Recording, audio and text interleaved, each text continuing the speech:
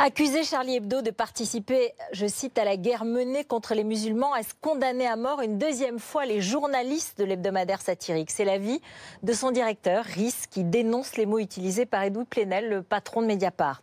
Cherche-t-on à étouffer une fois de plus la voix des caricaturistes sous couvert du fameux concept contesté d'islamophobie? A-t-on reculé depuis les tragiques attentats de 2015 sur la liberté d'expression? Y a-t-il une forme de connivence, de compagnonnage entre certains intellectuels français et l'idéologie de Tariq Ramadan? Le ton n'est-il pas monté trop haut entre ces deux camps de la gauche qui se dessinent aujourd'hui? On en parle avec vous, Juliette Madel, ancienne secrétaire d'État chargée de l'aide aux victimes. Amine El-Khatmi, merci d'être avec nous. Vous présidez le Printemps républicain, une association que vous nous expliquerez, conseiller municipal socialiste à Avignon, et vous avez publié « Non, je ne me tairai plus » aux éditions Lattès. Raphaël Liogier, merci d'être avec nous. Vous êtes sociologue, spécialiste du fait religieux.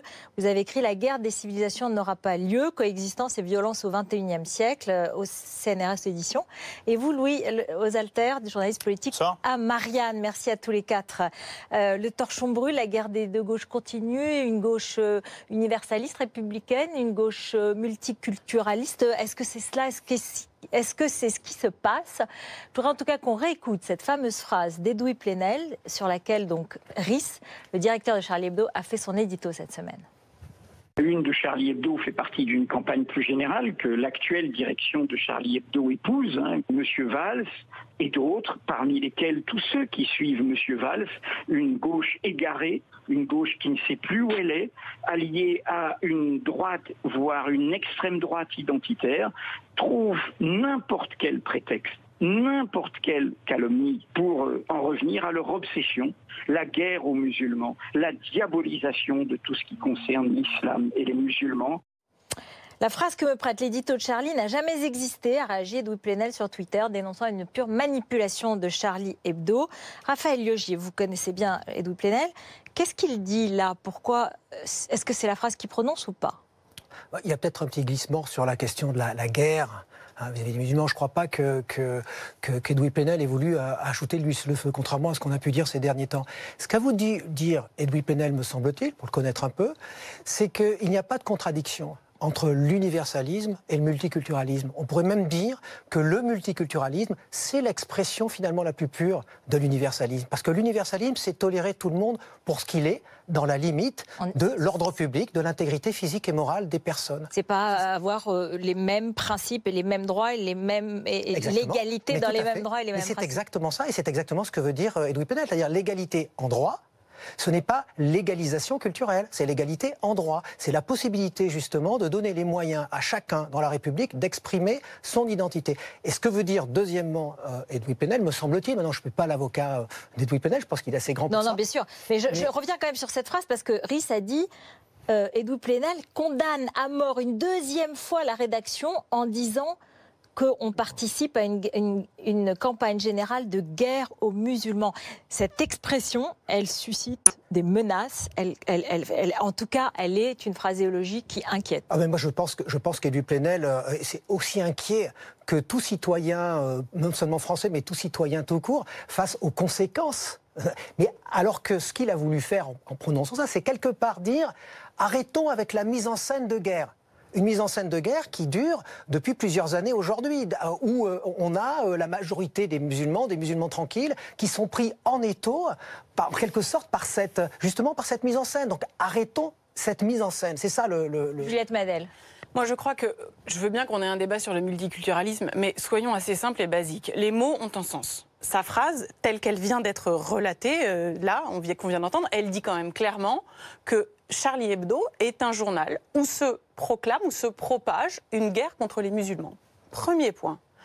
Charlie Hebdo, on connaît les victimes. Donc, premier point, je trouve que vis-à-vis des victimes, c'est écœurant. Bon. Deuxième point, c'est dangereux, parce qu'il y a, on le sait, une menace terroriste qui est à son point le plus élevé, et donc on a un directeur de journal qui pèse ses mots, qui écrit, qui sait manier la langue française, et qui dit que Charlie Hebdo est un lieu où l'on propage la guerre contre les musulmans. Donc ce faisant, il désigne ce journal comme une cible, et je trouve que c'est dangereux.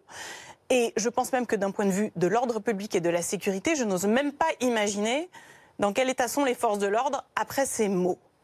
Donc, j'en appelle juste au sens des responsabilités et je trouve qu'il serait bien inspiré de retirer ses propos, ne serait-ce qu'en indiquant que ces mots ont dépassé sa pensée, d'abord pour préserver l'intégrité physique dont il parle lui-même, il y a eu un glissement. Des journalistes. Mais c'est pas l'essentiel de ce qu'il dit, parce que dans la phrase elle-même, c'est à la fin. Mais c'est pas l'essentiel. Personne ne retient l'essentiel. Mais vous savez très bien que les terroristes n'ont pas besoin de faire l'exégèse du texte et se saisiront sans embâge de cette expression. C'est pour ça qu'il ne faut pas justifier, hélas, des déferlements de haine que l'on a constatés à nouveau sur les réseaux sociaux. Je suis évidemment d'accord avec ce que vient de dire Juliette Méadel. D'abord, moi, il y a quelque chose qui m'interroge, c'est au nom de quelle légitimité Edoui Plenel se permet-il en permanence de parler au nom des musulmans? Les musulmans dans ce pays ne lui ont rien demandé et n'ont pas demandé à avoir des avocats autoproclamés et autodésignés dans le débat public. Que M. Plenel parle de lui-même, parle de sa rédaction, mais qu'il laisse un temps les musulmans tranquilles. Et effectivement, la deuxième chose, c'est que on pose sur le dos des rescapés de l'attentat de Charlie des cibles. On les désigne comme étant responsables d'une guerre. Il faut quand même avoir le sens des mots. La seule guerre qui est avérée aujourd'hui, c'est pas une guerre lancée par Charlie Hebdo contre je ne sais qui, c'est une guerre lancée par les islamistes contre Charlie Hebdo. Cette guerre, elle a fait 12 morts le 7 janvier 2015. La seule guerre avérée, c'est la guerre lancée par les islamistes contre les Français. Cette guerre, elle a fait 300 morts en 5 ans depuis la virée meurtrière de Mohamed Merah. Donc attention aux mots que l'on utilise et attention à leurs conséquences. Oui, aux altères. Tout ça me paraît traduire tous ces conflits et cette polémique qu'on voit, ça me paraît traduire des choses qui étaient très enfouies pour la gauche pendant des années et qui aujourd'hui ressortent. Pourquoi elles ressortent avec cette violence-là? Avec une grande violence. Je pense que c'était à cause de l'aveuglement qu'il y avait avant. C'est-à-dire que la classe politique française, des intellectuels, des patrons de journaux comme Edoui Plenel et une grande partie de la gauche n'a pas voulu voir en fait ce qui se passait. C'est-à-dire le grignotement d'une partie du pays par l'islamisme, une jeunesse en déshérence dans de nombreux territoires perdus de la République. Tout ça nous a explosé à la face en janvier 2015 et par les attentats qui ont suivi ensuite. Donc aujourd'hui, la gauche ne peut plus ne pas voir ce qu'il se passe. Et ils sont obligés d'en parler. Le problème, c'est que comme ils n'en ont pas parlé pendant un certain nombre d'années, eh bien aujourd'hui, c'est très violent. C'est Valls contre Plenel, c'est des invectives lancées de part et d'autre, parce que c'est le prix de l'aveuglement. Et aujourd'hui, ils payent cash le prix de l'aveuglement, et le débat n'est pas serein à cause de cela. Et ce que je voudrais ajouter également, c'est que je rejoins Amine El-Khalmi sur le fait que Edoui Plenel s'improvise effectivement avocat des musulmans. On sent qu'Edoui Plenel, il cherche absolument une cause, il cherche une sorte de peuple à défendre. Défendre, pour lui, les musulmans, ce sont les nouveaux damnés de la terre. Il faut absolument les défendre. Et le problème, c'est qu'il essentialise les musulmans de France en faisant ça. Et il risque même de flatter les passions identitaires. Il flatte aussi les extrémismes religieux.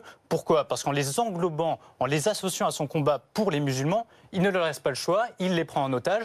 Et lui qui est si pointilleux quand il s'agit de dire pas d'amalgame, aucun rapport entre les attentats et l'islam, il ne fait pas la distinction quand justement des journaux comme Charlie Hebdo, comme Mariam, dénoncent l'islamisme et les vices de l'islamisme et pas du tout les musulmans pris dans leur globalité. Laissons tranquilles les musulmans, on a envie de dire à Edoui Plenel, mais laissez tranquilles les musulmans. Oui, puis en plus l'expression même, les musulmans, franchement, que c'est bien sûr, qu'est-ce que c'est? C'est une diversité. Il a écrit un livre pour les musulmans.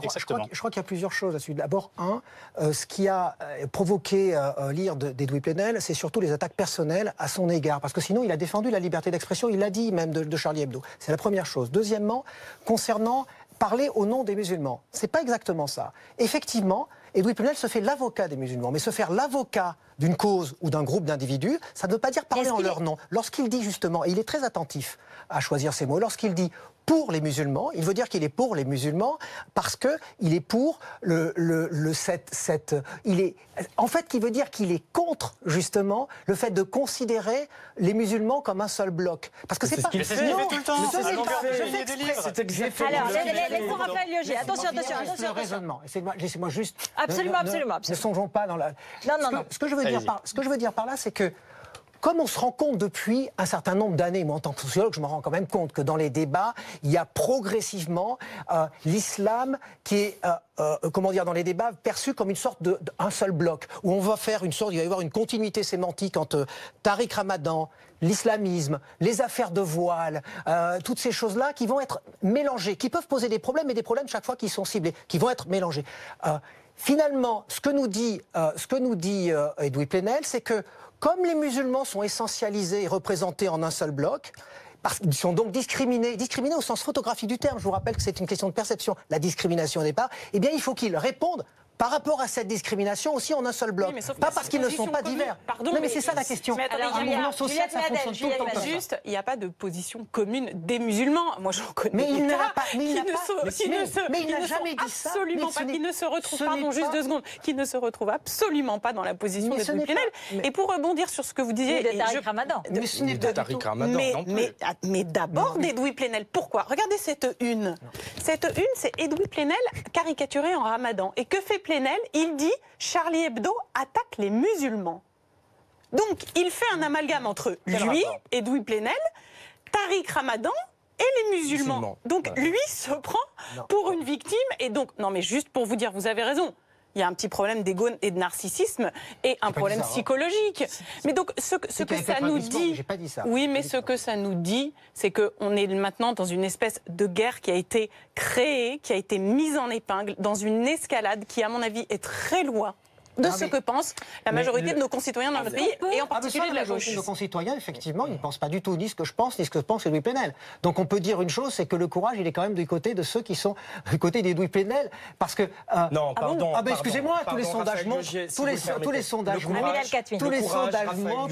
les Français sont de votre côté, donc ça serait électoraliste. Si vous le permettez, il est du côté de Raphaël Liogier. Il y a des choses qu'on ne peut pas laisser passer. Allons-y. Le courage, il est de la part de ceux qui exercent leur métier de journaliste sous protection policière, parce que 12 des leurs ont été assassinés le 7 janvier 2015. Le courage, il est là, d'accord? Et ce sont des gens, pardon, parce qu'à un moment, il faut rappeler des évidences, qui font un journal satirique, un journal qui se moque de tout, de tous, en toutes circonstances, qui n'a pas de règles, n'a pas de code, n'a pas de convention. Ça, ce journal, Raphaël Liogier, c'est l'une des expressions les plus splendides de ce qu'est ce pays et ses valeurs. Et le courage, il est de ce côté-là et du côté des gens qui font leur métier sous protection policière. Ne retournez pas le problème. Alors, Louis Alter et puis Raphaël Liogier. Je répondais aussi à ce que vous dites sur le fait qu'Edoui Plenel défende la liberté d'expression. Et quand il parle de Charlie Hebdo, en janvier 2015, il nous dit quand même la moquerie est condamnable si elle s'attaque à des gens, à des identités. Il parle quelques jours après les attentats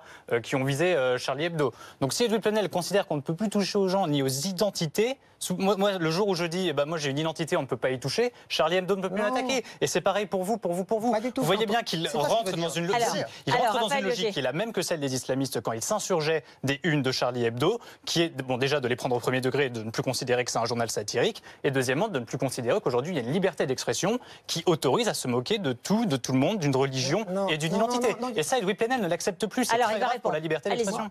Moi, je veux dire, ce que je prône finalement, je suis contraint là d'entrer dans la polémique alors que je ne voulais pas entrer dans la polémique. Moi, ce que je voudrais, c'est qu'on ait une démarche pragmatique. Il y a des attentats terroristes qui ont été commis par un certain nombre de gens dans des contextes qui sont très particuliers. On nous dit l'islamisme d'une façon générale, globale, etc. Et je pense que le fait de dire l'islamisme de manière générale, alors qu'il y a un certain nombre d'islamistes qui sont même majoritaires et qui sont antiterroristes et qui sont même des ennemis de Daesh et qui sont même condamnés par Daesh, je trouve ça ridicule de mélanger tout, parce que le fait de tout mélanger pour des raisons identitaires... Mais excusez-moi, c'est la réalité. Vous excusez les salafistes soi-disant piétistes, en fait. Ma question, c'est la même idéologie, monsieur. Ma question, vous dites des choses qui sont fausses. La question... J'ai lu vos travaux. Comme je disais l'autre jour, vous les avez lus avec intention et pas avec attention. Je vais vous dire une chose. Non, je vais vous dire une chose. Je ne cherche à excuser absolument personne. Je constate seulement, je fais une analyse des profils des gens qui ont commis les attentats. Et j'essaye d'être le plus ciblé possible pour que ça ne se reproduise pas. C'est tout. Il se trouve qu'il n'y a pas un seul salafiste qui sont des salafistes quiétistes, justement, qui se développent aujourd'hui dans notre pays, qui peuvent poser des problèmes d'une autre nature, dans le rapport aux mœurs, etc., qui sont responsables de ces attentats. Ça veut donc dire qu'on ne vise pas... la continuité qu'il y a entre tout ça. Mais bien sûr que je nie la continuité, pas pour des raisons idéologiques, pour des raisons de constat empirique, pour éviter qu'il y ait plus de morts. C'est une question de responsabilité, c'est tout. Le constat empirique, c'est aussi que l'islamisme rejoint à la fois les salafistes. Mais rejoint, ça ne veut rien dire. Alors, le dernier mot, il y a une autre question. Ça ne veut rien dire, ça veut juste rien dire. Que pensez-vous aussi de la manière, que pensez-vous de la façon dont, je suis désolée, vous êtes du coup à votre cœur défendant l'avocat d'Edoui Plenel, mais moi j'ai été particulièrement choquée par les propos qu'il a eus quand il dit que cette gauche égarée, qui se saisit du moindre prétexte, en l'occurrence les accusations qui sont portées contre Tariq Ramadan pour viol, et donc Plenel dit c'est un prétexte pour me déclarer la guerre à moi et donc la guerre aux musulmans. Eh bien pour moi, dire les accusations qui sont portées contre Ramadan, qui sont des accusations de viol gravissimes, mais qui ne sont pas encore, où il a une présomption d'innocence, bien sûr. on le rappelle, mais qui ne sont pas le cœur du problème à cette heure-ci. Désolée, mais c'était au début le cœur du problème. C'est pas la peine d'être musulman pour être un violeur en série aujourd'hui. C'est pas le sujet. Personne n'a dit ça. Oui, mais on a l'impression que Mais non, Personne n'a dit ça. Je dis simplement que la féministe que je suis, je voudrais juste terminer là-dessus, la féministe que je suis prend particulièrement mal le fait que Plenel considère que ces accusations de viol dramatiques, vous avez lu les témoignages, où cette femme, Enda Kari, dit qu'elle a été étranglée, giflée, violée, et bien donc que ces faits qui sont des faits témoignés et encore non avérés par la justice ne sont que des prétextes. Ce ne sont pas des prétextes. C'est pas du tout ce qu'il veut dire. C'est dramatique. Alors, la fin. Ça fait beaucoup de... C'est pas ce qu'il veut dire sur une phrase de Liline, quand même. Attendez, le mot de la fin pour qu'on soit équilibré. On écoute Raphaël Liogé. Tariq Ramadan, il y a sa personne d'un côté, l'intellectuel, le théologien, et la personne physique, qui est un homme. Et puis, d'un autre côté, il y a le symbole qui est devenu Tariq Ramadan. D'un côté, un symbole négatif pour certains, et un symbole positif pour l'autre. Et il est littéralement immergé par ce symbole. Et donc, ce que veut dire, il me semble, Louis Plenel, en tout cas, c'est ce que je voudrais dire, si je voulais l'interpréter de façon positive, c'est ce que je voudrais dire, c'est qu'il ne faudrait pas que ce qui est absolument horrible, ce qu'aurait fait Tariq Ramadan, qui est choquant au possible, il ne faudrait pas que ce soit le prétexte pour envenimer une guerre fondée sur le symbole de Tariq Ramadan, ce qui est devenu chez ceux qui sont soit ses aficionados, soit ceux qui sont... Il dit en gros, la gauche se saisit d'un prétexte. Non, c'est une cause grave. En tout cas, je vais vous dire, pour une fois, je ne vais pas faire l'avocat d'Edoui Plenel, je vais faire l'avocat de mes propres propos. Moi, en tout cas, c'est ce que je veux dire. Non, mais c'est ce que vous voulez y voir, mais moi j'aurais souhaité que... Non, c'est pas ce que je veux y voir, c'est ce que je veux dire. Non, ne me faites pas un procès d'intention. Ça ferait deux occasions pour Edoui Plenel de dire je retire ses propos. Évitons les intentions sur les discours. Alors attendez, le dernier mot, le dernier mot. Moi, si vous le permettez, Ruth El-Krief, le dernier mot, je vais l'adresser et le consacrer à Charlie Hebdo, parce que c'est d'eux dont il est question. Leur dire d'abord notre soutien, parce qu'ils vivent des heures difficiles. On entend beaucoup Edoui Plenel se plaindre un peu partout, d'être attaqué, etc.